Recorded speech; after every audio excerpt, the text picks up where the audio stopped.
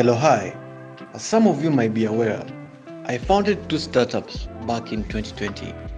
One of them is operating currently, another one is still work in progress. During that time, when I was starting up the two organizations, the two companies, I went through a lot of pain, a lot of struggle, and it was a very cumbersome process. I thought it wise that since I have this channel and pretty much it's about the things I like doing, maybe I should talk about startups because this is like uncharted territory, especially in Kenya and in many African countries that I know of. Startup is pretty much a very new concept, and even in Kenya, we still don't have laws that govern or protect startup founders. And I think there should be more sensitization and more awareness of the same. And yeah, we are going into an election period. I believe one of the few things that the leaders or the politicians should be talking about is startups because it's an important thing in the economy. You can look at America. The Silicon Valley itself has helped forge a path for America, and even in Europe right now, the cities which are built solely on startups. So it's something that we need to discuss more and we need to figure out, especially for young people. Startups can provide employment if properly executed. So, that aside, let's start from the basics. What is a startup? Well, startups can be defined differently depending on how everyone sees it. For me, I usually think a startup is just a fancy word for, say, a company that doesn't want to operate in risks. For instance, let's use an analogy, and I hope it's not offensive to anyone. Assume you're a man or a woman and you want to settle down, right? But you aren't quite sure about the type of person you want. Then you meet these, say you're a man, you meet this lady and you think she's good, but then you're not yet sure about the next step. So you decide to live together. Because when you live together, you're not legally married, so you can back out without any consequences, as opposed to, say, when you're married and you get a divorce, then there's a lot of process involved. When you're not married legally, then you can back out of the marriage. So yeah, that's a startup, a company that doesn't want to expose itself into the dangers that proper companies have. So you decide to call yourself a startup so that at least you can shield yourself from the dangers that comes with starting up a proper company. That is my definition, but we have to check the proper definition. And according to Wikipedia, which in its sense is not a very good source, a startup is basically a newly established business. So not far from what I was saying, just a small business or a fancy term to call a business. So that's the definition of a startup, and a startup basically can solve any problem in the society. For me, I founded a startup that solves problem associated to the value chain and the logistics in the agricultural sector, and that's what we have been trying to solve for the past 3 years.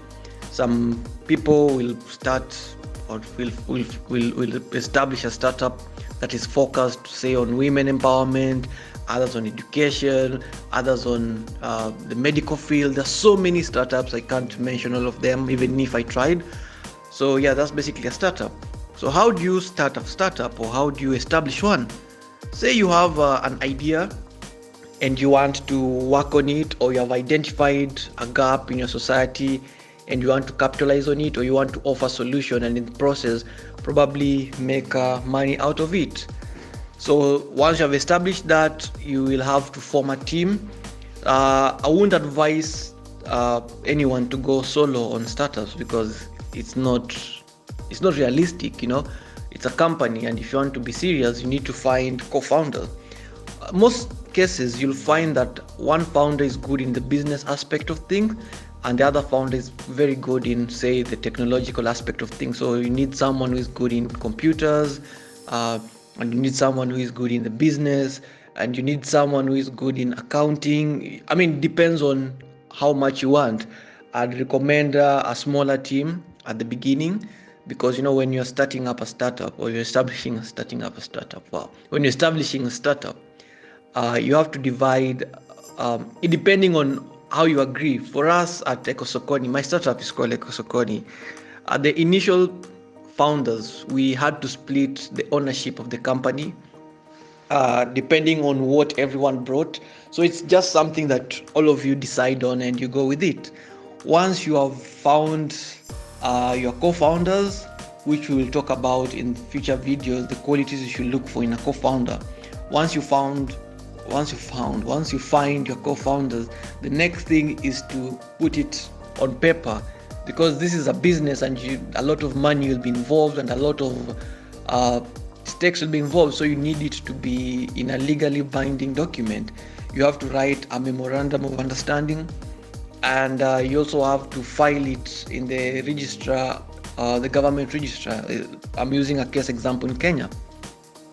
So you'll go there and they'll do a name search. You forgot one step. You have to find a good name that resonates well with your company. For us, Ekosokoni, we were doing things to do with the market and agriculture. So Sokoni is basically a Swahili term for market, and Eco, we wanted to portray ourselves. That's ideally what we want, to be an eco-friendly organization in the entire logistics. So you have to find a name that resonates well with what you're going to do.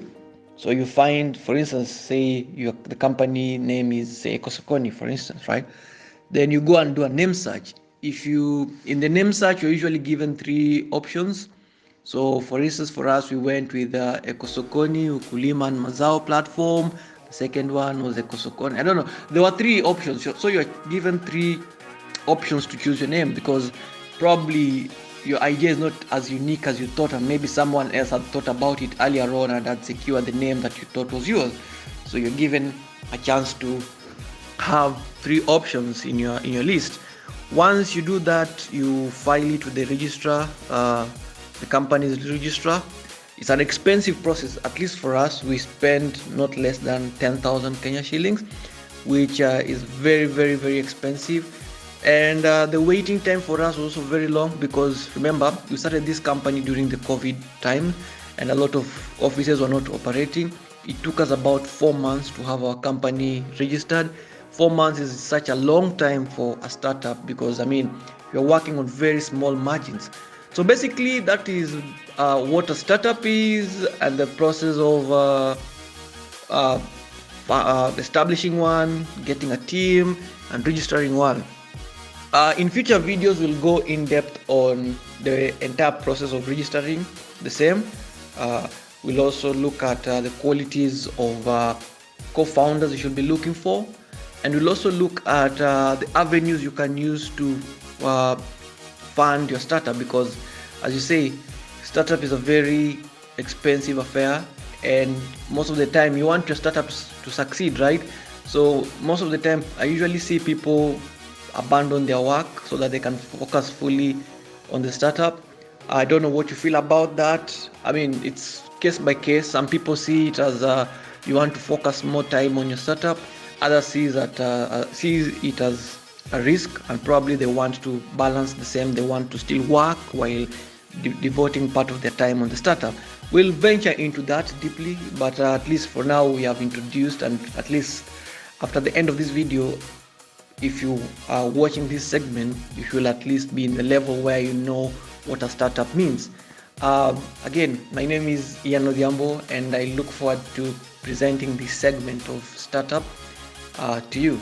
I hope you enjoy, and again, if this is your kind of thing, I'd urge you to subscribe, like, share it with your friends, and leave a comment if you are interested in that. See you soon. Bye.